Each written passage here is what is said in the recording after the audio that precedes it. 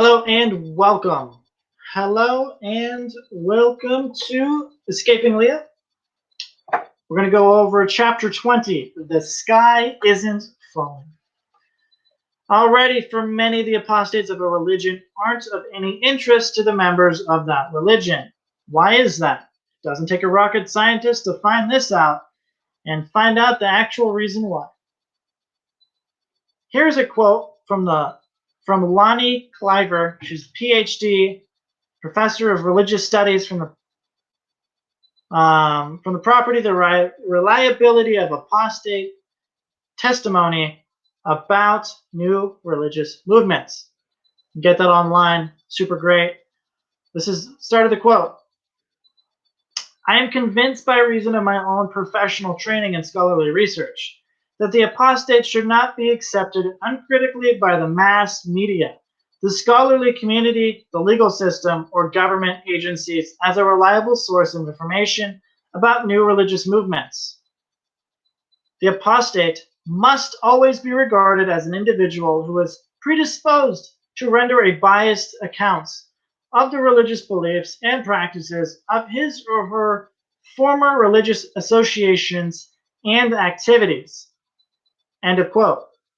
Leah tries to paint a picture that Scientology is failing, that it is shrinking in some way, and that its members are not in the numbers that they were stated as.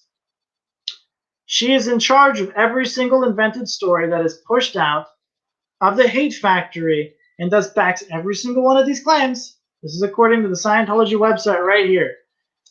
During this era of rapid expansion, the church premises increased from 4.5 million square feet in 2003 to over 12 million today, more than doubling the church's footprint around the world.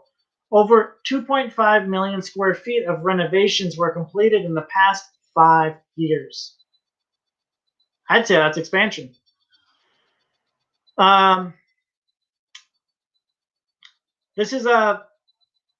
This is a distinguished professor of American religious history of Baylor University, Institute for Studies in Religion, Dr. J. Gordon Melton.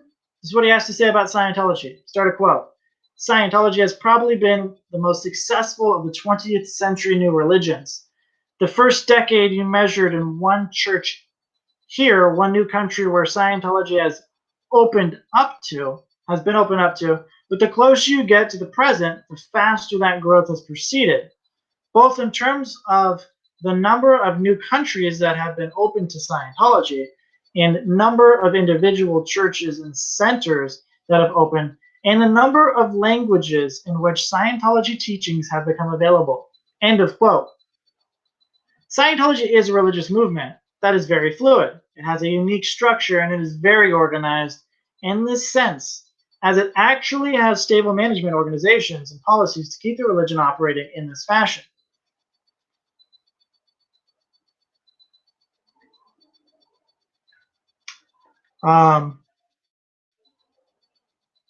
There's a ton of information in here, guys, but I'm going to read you something from Carol. She's a writer. This is what she has to say. I enjoy Scientology. Why? Because it is something that helps me in life.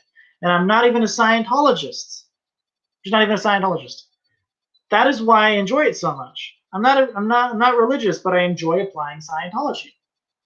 Carol, she's a writer.